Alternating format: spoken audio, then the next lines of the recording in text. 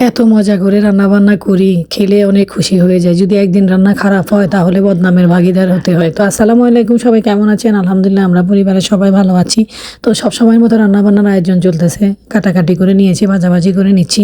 আজকে রান্না করব হলো পুঁটি মাছ দিয়ে, শাক দিয়ে আর পাঙাশ মাছকে ভেজে, কাঁচা টমেটোকে ভেজে রান্না করব। এটাকে দো ভেজা করব।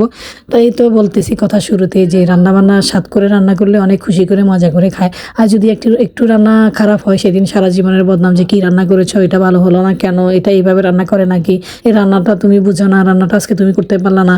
মানে কি বলবো, ওরা সবসময় খেতে মজা লাগে বলে সবসময় খায়। একদিন খারাপ হলো তাই বললো যে এই এটা হয় নাই, ওটা হয় নাই, এটা কিসের রান্না হলো। তা আপনারা কি এটা মেনে নেবেন? জানেন আমার মেনে নিতে খুব কষ্ট হয়। আমি এত কষ্ট করি সংসারের জন্য, একদিনের জন্য আমাকে এত কথা শুনতে হলো। আর প্রতিদিন যে আমি রান্না ভালো করি সেটাকে বলবে।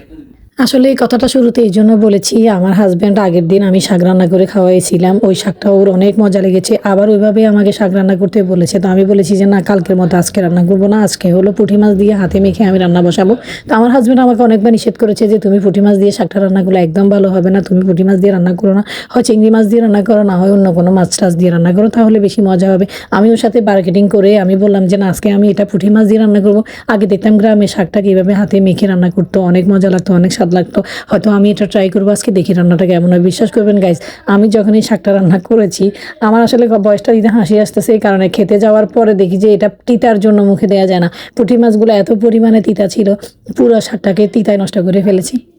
শাকটা একদম খেতে পারিনি। আমার হাজব্যান্ড আমার সাথে অনেক রাগ হয়েছে, এত সুন্দর শাকগুলো কেন তুমি নষ্ট করলা, অনেক রাগ করে বলেছে এটা খাবো না, এটা ফেলে দাও। তো যাই হোক, পরে আমরা এটা পাঙাশ মাছের দো পেঁয়াজটা দিয়ে খেয়েছি।